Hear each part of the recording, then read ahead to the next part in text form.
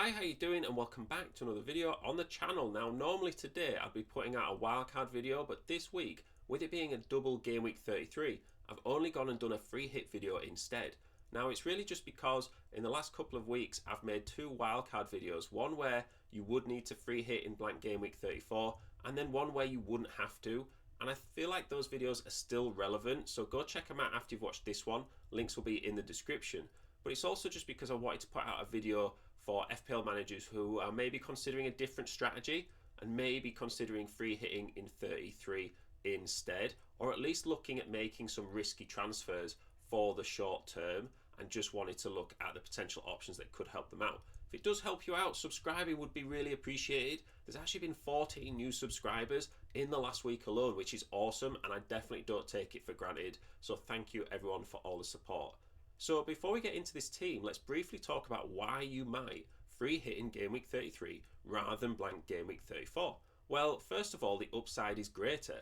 In a blank game week, the options for teams and games are smaller, and with teams like Arsenal, Man City and Villa all blanking, the quality of your selection is lower. In game week 33, you get the full selection of players.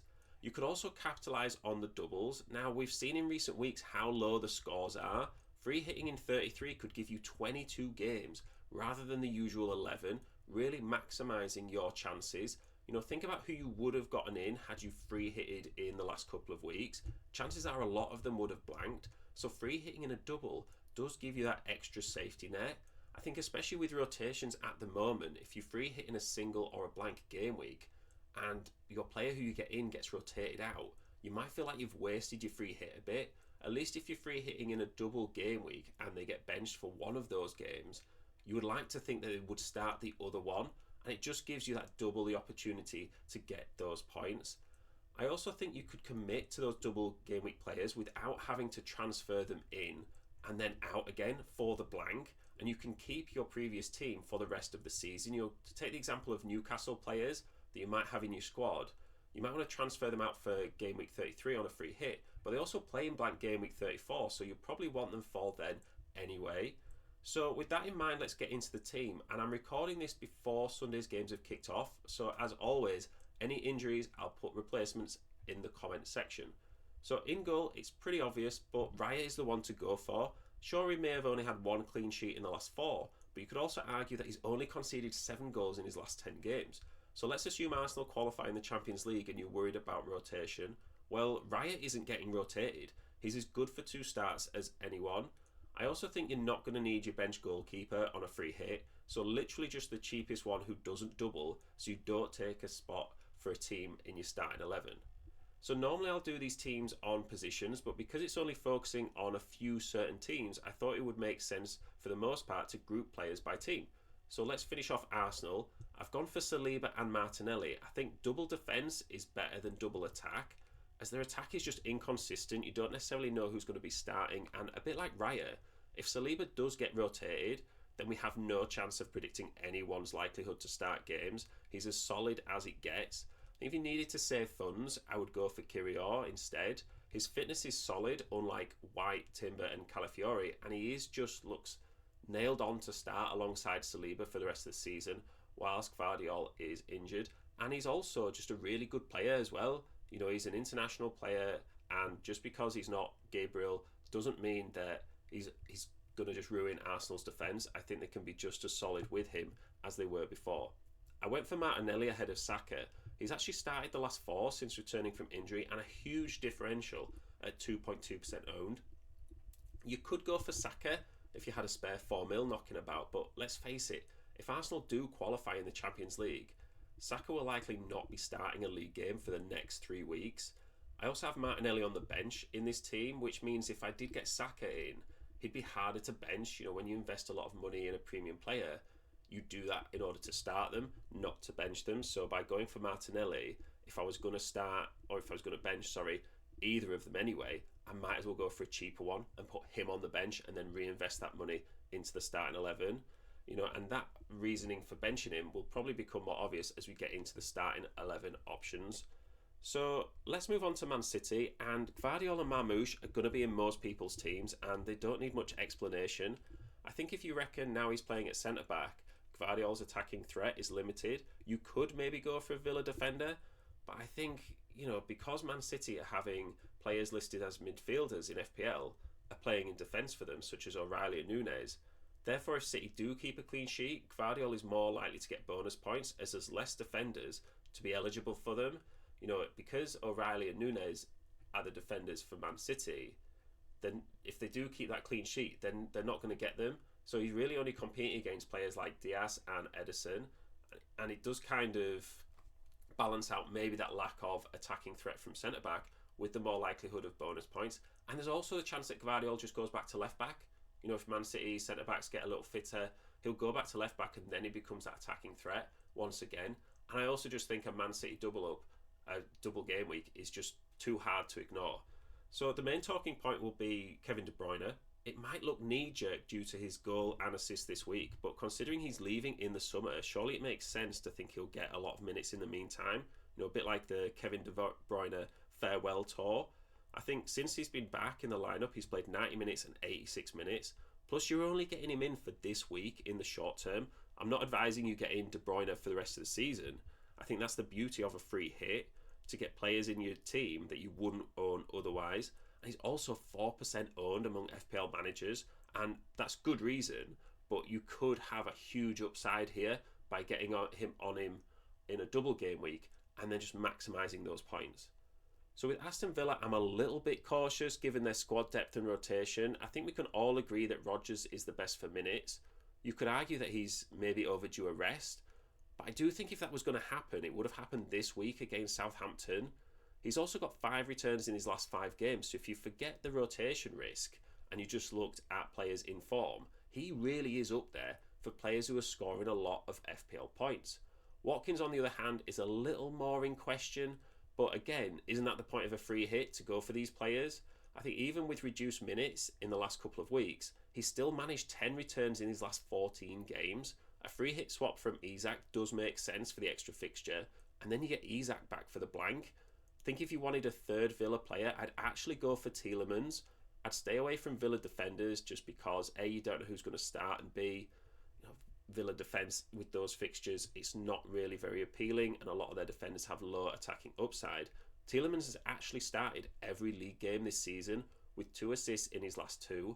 So if you did want to swap out Martinelli and save yourself $1 million, maybe you couldn't afford the team or you wanted to reinvest it elsewhere, I think swapping Martinelli for Tielemans is a reasonable shout. But because of Villa's tough fixtures and Martinelli is just a bit more attacking threat for Arsenal, I've gone for Martinelli in this team. So I think if you were to pick any 3 Crystal Palace players from scratch for Game Week 33, I'd probably go for Munoz, Eze and Mateta. I think if you need to save funds, you swap Eze to Sarr, but I do think Eze is worth the extra money. He's playing well with 3 returns in his last 2, and from a defensive point of view, this game week playing Bournemouth at home and Arsenal away is a lot better than the Man City away and Newcastle away that they had to face in Game Week 32. So they'll also have Guehi back, which will increase the clean sheet odds for Munoz. And in terms of Mateta, Glasner actually admitted that taking him off at half time against Man City was a tactical change that didn't work, and he actually wished he hadn't done it. So I wouldn't expect Mateta to be a minutes risk anymore. I think he'll get plenty of minutes in this game week, and him subbing off at half time wouldn't concern me.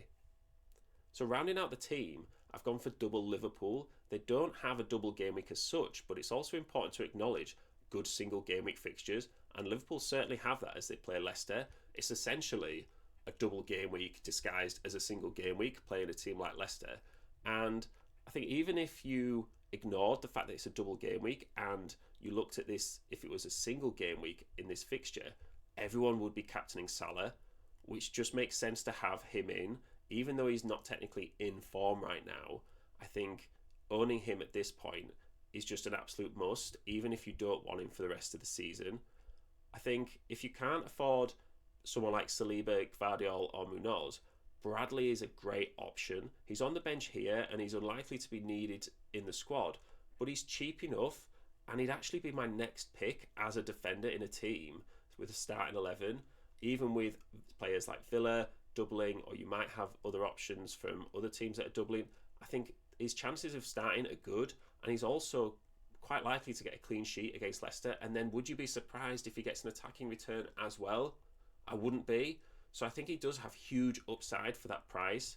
And the third player on your bench just needs to be as cheap as possible, really. If they play, great, but you're very unlikely to need him for a 1 week free hit. So shout out to Fantasy Football Hub. When I put this team into their team rate tool, it actually only came out at 89%. And you might be thinking, well, 89%, that's a little bit rubbish. But I do think it considers the next few game weeks when it's rating your team. It's not necessarily just for this game week. And a lot of these players, pretty much all of them, blank in game week 34.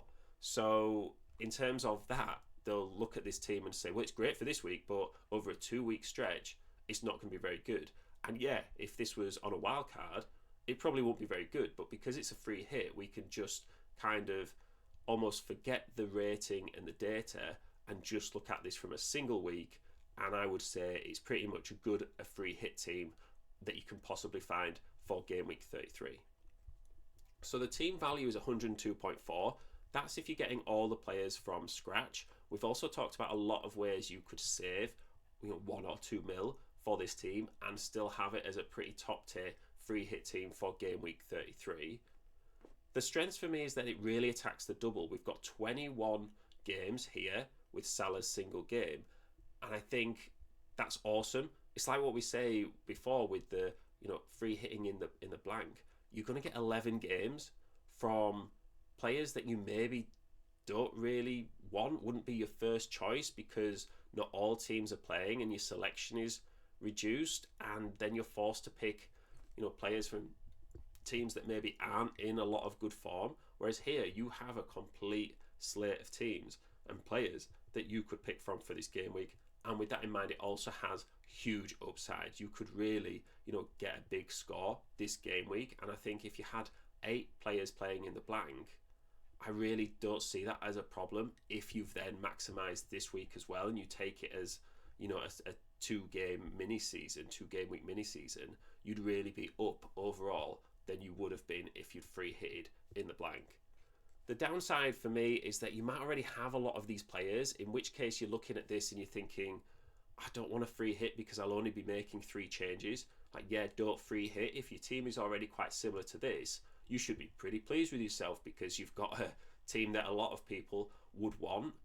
I also think, your team might not be set up for the blank as it stands. So if you free hitted now to get in these players and then you get your original team back and you've got, 5 players playing in the blank, that's maybe too little. Depends how many free transfers you've got. Maybe you've got a little bit of wiggle room that you can just adjust.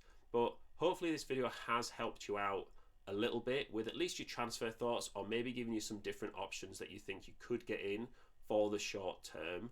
If it has, please do subscribe. Go check out the videos for the wildcards. Link will be on the screen now or in the description. And likewise, if you've got any thoughts about your own transfers or any thoughts on this team, whether I've missed some players, that you think I should be adding in, put them in the comments. It's always great to chat FPL. So yeah, thank you very much for listening. Hopefully have in a good game week, and I will see you in the next one.